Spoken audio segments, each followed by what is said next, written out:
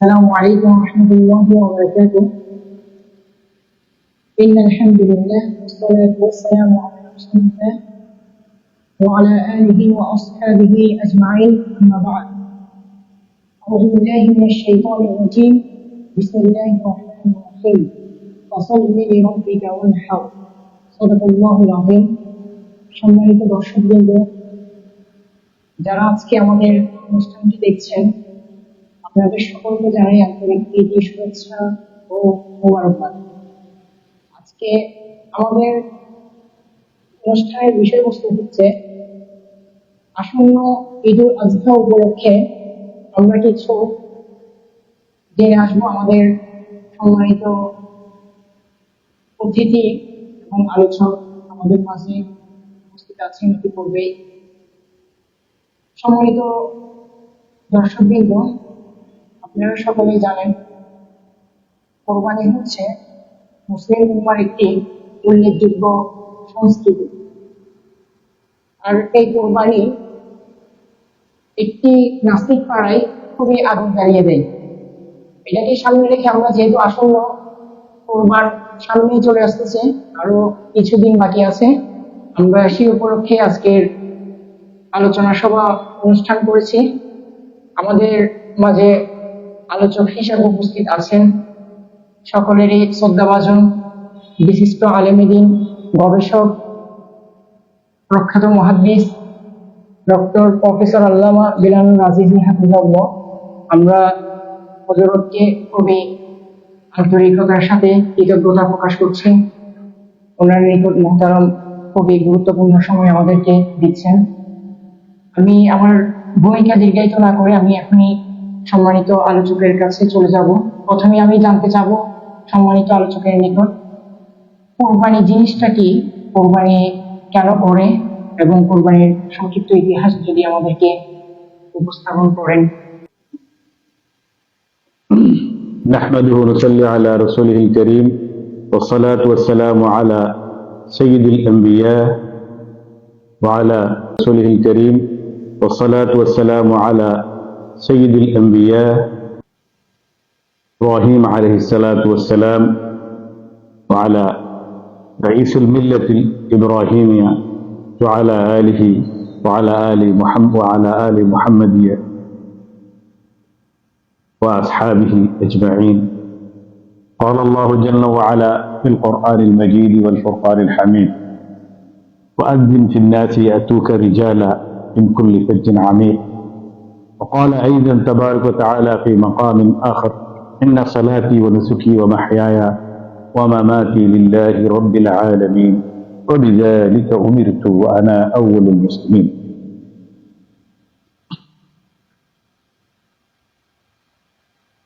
ধন্যবাদ আমাদের স্নেহধন্য ছাত্র জনাব মাহাদি ও তার টিমকে, যে বিভিন্ন উপলক্ষকে সামনে রেখে বিভিন্ন আলোচনা আয়োজন করে থাকে। সেই জন্য আমি তাদেরকে অত্যন্ত একটি দাওয়াত এবং জরুরিয়াতে দিনকে খুব সহজভাবে সংক্ষেপে যাতে মানুষের সামনে তুলে ধরা হয় সেই চেষ্টা সে করে থাকে। সেই পদক্ষেপ থেকে আজকে হজ এবং কোরবানি সম্পর্কে আমার এই আয়োজন করার জন্য আমি সম্মানীয় দর্শকদের উদ্দেশ্যে মাহাদির জন্য দোয়া এবং যারা এই প্রোগ্রাম আয়োজন করে তাদেরকেও কৃতজ্ঞতা জানাচ্ছি। দিনের দায়ীদের হিকমত হচ্ছে যেখানে যেভাবে যে সময়ে স্থান কালপাত্র হিসেবে মানুষের কাছে দিনের মেসেজ এবং সংবাদ পৌঁছে দেয়। মাহাদি এবং তার টিম মৌসুম এবং কাল এবং সময় অনুযায়ী এই দাওয়াত গুলো পৌঁছে দাও। ইসলামের আসলে আমরা যদি মৌলিক দর্শনটা দেখি, ইসলাম অনেকগুলো জিনিস সময়ের সাথে লিঙ্ক করে দিয়েছে। সময় আসলে আমরা অনেক আলোচনা করে থাকি। কোরবানি এবং নামাজ এবং রোজা, এই ফলসফা যদি মেথোডোলজি, দর্শন, কোরআনের ইথিক্স এবং কোরআনের পরিবেশ যদি আমরা দেখি, কোরআন বলতেছে কুতিবা আলাইকুম সিয়াম কামা কুতিবা আলাল লাযিনা মিন ক্বাবলিকুম। নামাজ সম্পর্কে বলতেছে ইন্নাস সালাতা কানাত আলাল মুমিনিনা কিতাবাম মাওকুতা। হ্যাঁ, এবং কোরবানি সম্পর্কে বলছে লিকুল্লি কওমিন মানাসিক, এবং আমি কোরবানটা শুধু তোমাদের উপর উম্মতে মুহাম্মদের উপর ফরজ করিনি, কোরবান প্রত্যেক যুগে যুগে কোরবানি এবং এই হজের আনুষ্ঠানিকতায় কি ছিল, কিছু মানাসিক, কিছু নুসুক ছিল। এই নুসুকগুলো শুধু মক্কা মদিনায় হবে, অন্য জায়গায় হবে না, সেরকম না। আমি এটার একটা ব্যাপক একটা আপনাদের সামনে কোরআনের যে আইডিওলজি, কোরআনের যে মায়েদাতুল কোরআন আনিল হজ্জ ওয়াল কুরবান, সেটা যদি আমরা দেখি তাহলে আমরা দেখতে পাচ্ছি কোরআনের মায়েদার মধ্যে সূরা হজ, হজের মধ্যে হজের বিবরণ দেওয়ার পরে নুসুকের বিবরণ আবার দেওয়া হচ্ছে, কোরবানের বিবরণটা আবার দেওয়া হচ্ছে। এরকম সূরা হজের বিবরণ আমরা সূরা বাকারাতে দেখতে পাচ্ছি, আয়াত আহকামের মধ্যে দেখতে পাচ্ছি। এটার দ্বারা আল্লাহ কি মেসেজ দিচ্ছে, হজের উদ্দেশ্য এবং তার গভীরতা কি? একটা হচ্ছে কি মুসলমানদের প্রতি মেসেজ দেওয়া যে আল্লাহর পুরোপুরি সম্পর্কিত অনুগত হতে শিক্ষা দেওয়া। 2 নম্বর হচ্ছে মানুষকে তার সৃষ্টির উদ্দেশ্য মিশন স্মরণ করিয়ে দেওয়া। 3 নম্বর হচ্ছে এটা মানুষকে তার মৃত্যু, পুনরুত্থান ও জবাবদিহিতার কথা মনে করিয়ে দেওয়া। 4 নম্বর হচ্ছে সারা দুনিয়া মুসলমানদেরকে ভ্রাতৃত্বকে জোরদার করা। 5ম হচ্ছে মুসলিম বিশ্বের এক আন্তর্জাতিক সম্মেলনের মতো সেখানে হজের মধ্যে সবাই তাদের মতামত ও ভালোবাসা কি করবে, পুনর্ব্যক্ত করবে। এই 5টি লক্ষ্য। এবং এটা যদি আপনি দেখেন তাহলে রোজার জন্য যেরকম সময় রয়েছে, কোরবানির জন্য কি রয়েছে, সময় রয়েছে। এই সময়ের সাথে বেঁধে দেওয়ার কারণে এক সময় যারা মুনকিরিনে হাদিস ছিল তারা বলতো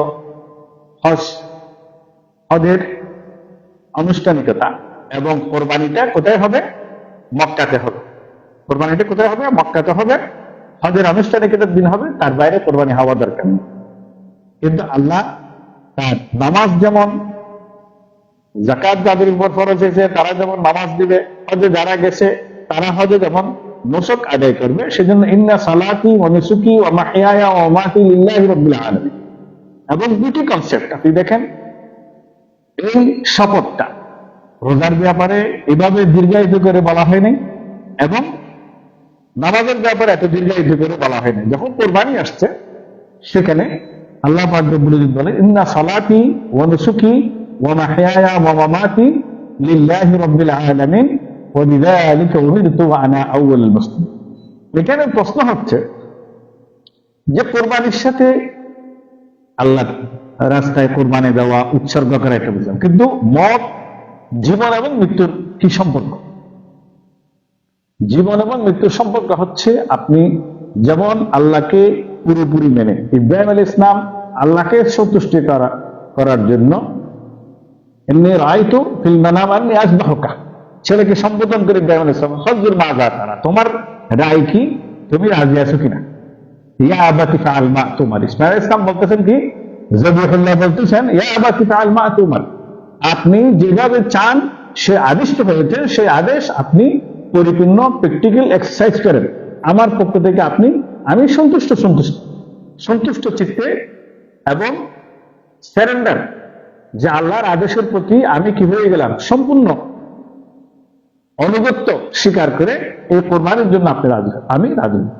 এই যে মানুষের আপনার মৃত্যুর সাথে যে সম্পর্ক দিয়েছে, যে আপনি পশু কোরবানি দিলেন, সাথে সাথে আপনার জীবনে আল্লাহর পক্ষ থেকে যে সকল আদেশ নিষেধ আসবে, সেই নিষেধের সাথে আপনার লোভ লালসা, আপনার হিংসা, আপনার উচ্চাকাঙ্ক্ষা, আপনার বিভিন্ন বুক বিলাসিতা, সকল কিছুকে আপনি কোরবানি করার শিক্ষা এবং আদর্শকে অর্জন করার প্রত্যয় এবং প্রজ্ঞায়, সেই ইচ্ছায় আপনাকে কি করতে হবে, কোরবানির জন্য কি হতে হবে, রেডি হতে হবে। যেমন কোরআনের দার্শনিক ফলশ্রুতি ইমাম গাজ্জালী রাহমাতুল্লাহ আলাইহি ইহয়া উলুমুদ্দিন মধ্যে বলতেছেন যে ইন্না সালাতা তানহা আনিল ফাহশাই ওয়াল মুনকার, আকিমুস সালাহ বারবার বলা হয়েছে, কিন্তু তার দর্শন হচ্ছে কি আপনি নামাজ পড়ে ফহশ এবং নিন্দনীয় কাজ থেকে আপনি নিজকে নিজে গুছিয়ে নেন মসজিদের বাইরে।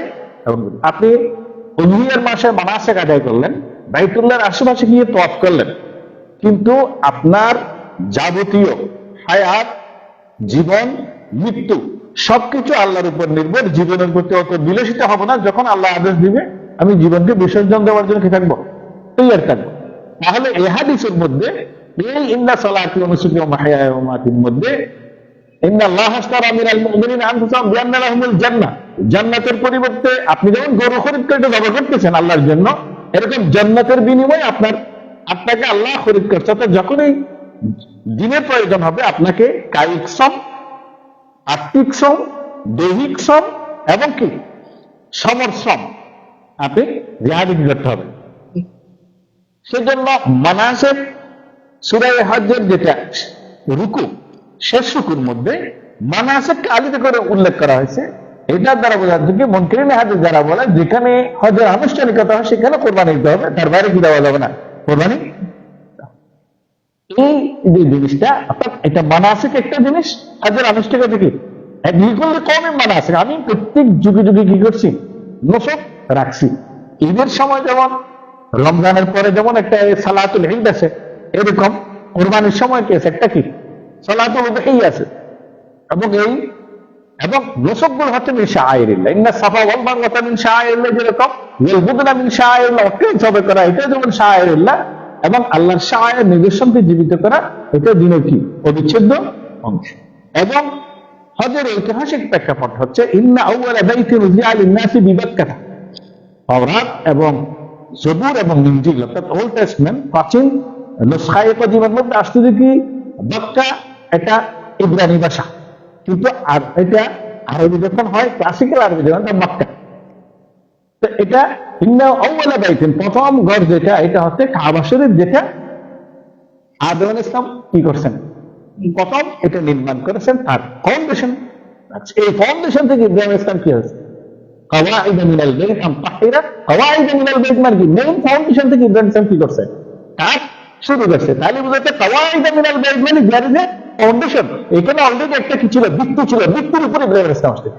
আউওয়ালা বাইতুন উযিআ লিন-নাস, এটার দ্বারা বুঝাতে কি প্রথম কাবা, এর আগে কোন কাবা শরীফ ছিল, প্রথম এই কাবাটা আদম আলাইহিস সালাম।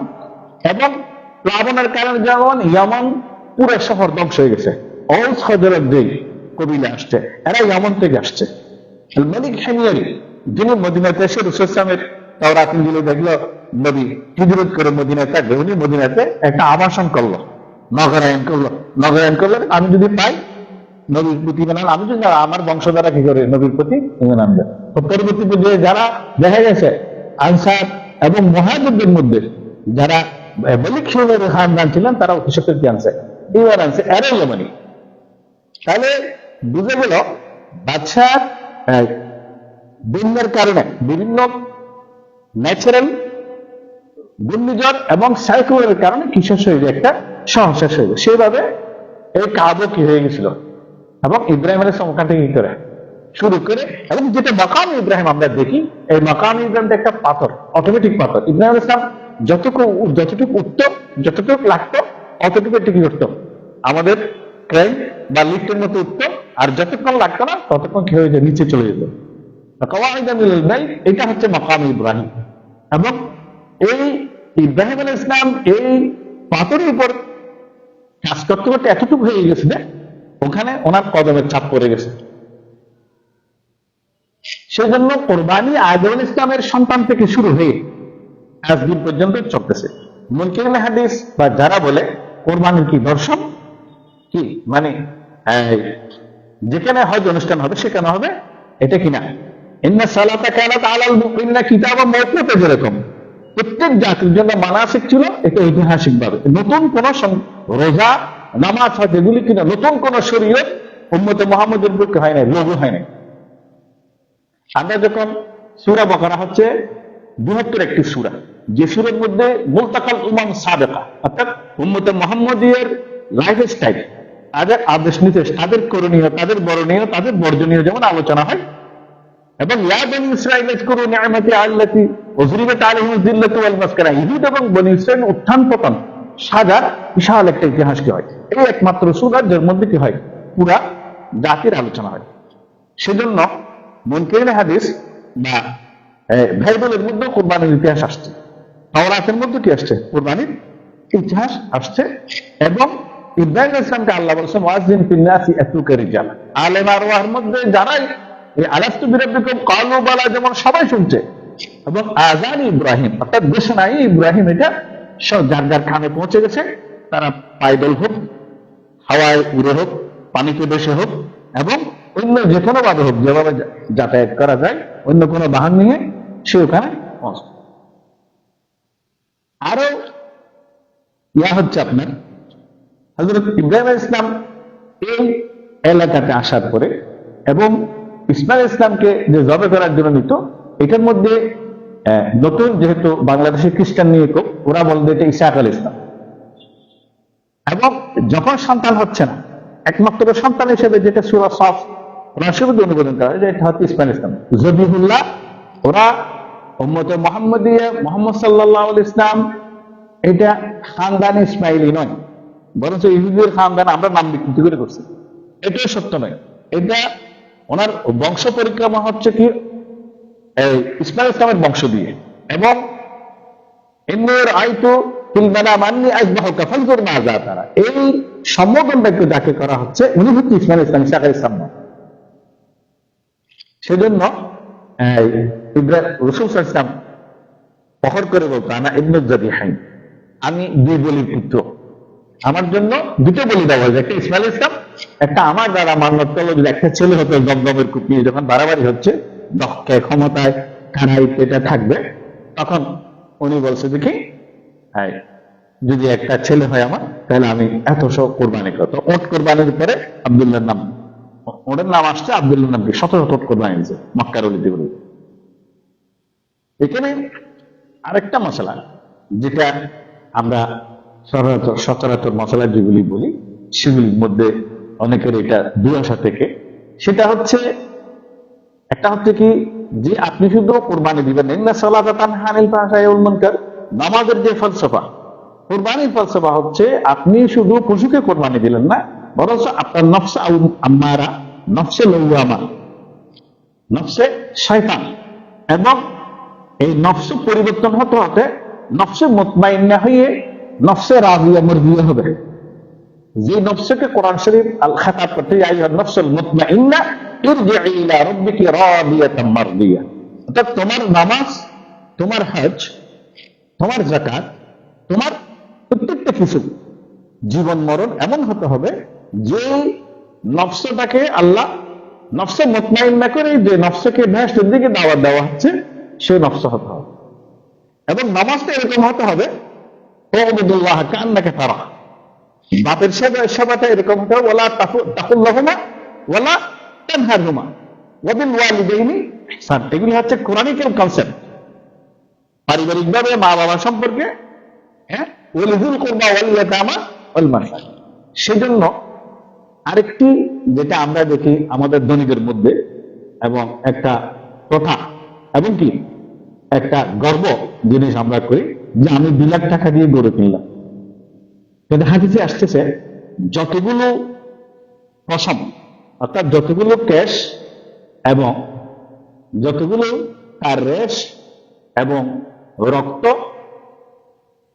হবে সেই পরিমাণ আল্লাহ এই কোরবানির ফজিলত দিবে। এখন যখন আমি একটা গরু করি তাহলে এটা যেমন 2 লাখ পশম হবে, আমি যদি 1 লক্ষ টাকা দিয়ে 25,000 করে 4টে গরু দিই, 10 লাখ টাকা যদি এরকম আমি গরুর সংখ্যা বাড়াই এবং গরিব মাংস খেতে পারলো, সাথে সাথে 2 লাখ টাকা দিয়ে একটা না কিনে 5 লাখ টাকা দিয়ে একটা না কিনে 12 লাখ 1 কোটি টাকা দিয়ে একটা না কিনে কোরবানির পশুর সংখ্যা আমি বেরিয়ে দিলাম, এবং সংখ্যায় যখন বেড়ে যাবে আমার সভাপতি হয়ে যাবে, বেড়ে যাবে। এখন আমরা যখন এত বড় আল্লাহ যখন এই লাহমিহা ওয়া শাহমিহা, তার লাহাম, তার রেশ, তার পশম, তার কেশ প্রত্যেকটির বিনিময় যে আমাদেরকে সওয়াব দিবে হচ্ছে, আমি নিজেই কি করে আহমকি করে বেকুব না বুঝে কি করতেছি, আল্লাহর দেওয়া সওয়াবকে আমি নিজে নিজে সংকুচিত করে ফেলতেছি। সেজন্য রাসূল সাল্লাল্লাহু আলাইহি ওয়াসাল্লাম দুইটা করবা, একটা নিজের পক্ষ থেকে দিতেন, আরেকটা উম্মতের পক্ষ থেকে দিতেন। উম্মতের পক্ষে দেওয়ার মধ্যে অনেকেই বলতেছে না, আমার মা বাবা দুজন মারা গেছে, আমি একবার নিজের নামে দিলাম, জীবিত যতক্ষণ কোরবানি দিবেন, এটা ওলামাদের একটা বড় মশলা, ওলামাদের মধ্যে ইখতিলাফ। তারপর আমি মশলাটা একটু সাধারণ পাবলিককে বলে দিই। জীবিত অবস্থায় যদি আপনি কোরবানি ফরজ হন, তাহলে এক ইচ্ছা আপনার পক্ষ থেকে কিছু দিলে হবে।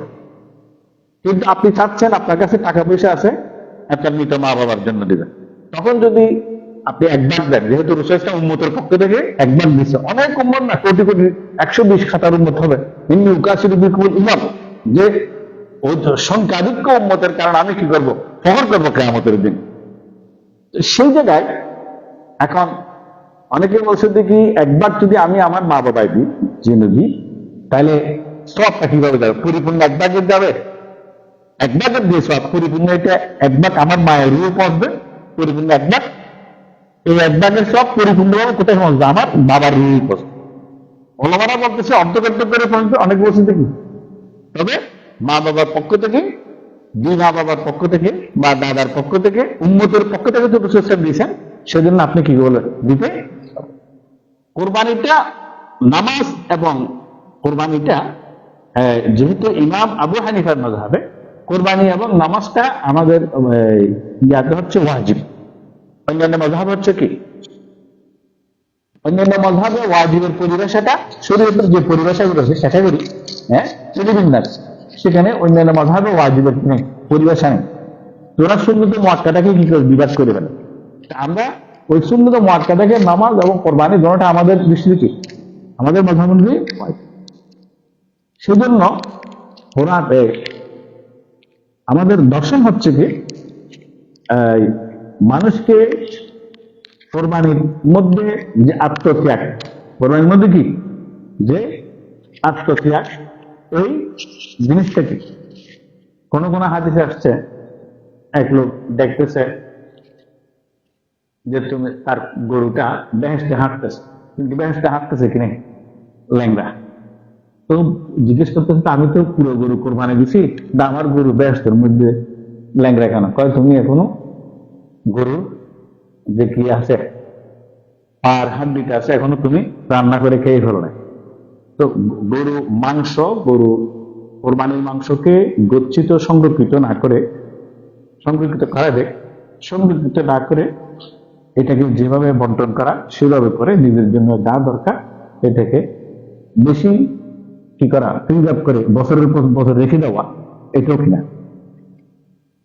আর গরু কেনার সময় মাংস দেখে, মাংসের ওজন দেখে দাম দেওয়া, কেন আল্লাহ বলতেছে লাহমিহা দামিহা ওয়া শাহমিহা, তার পশম রেশ সবকিছুর উপরে আমি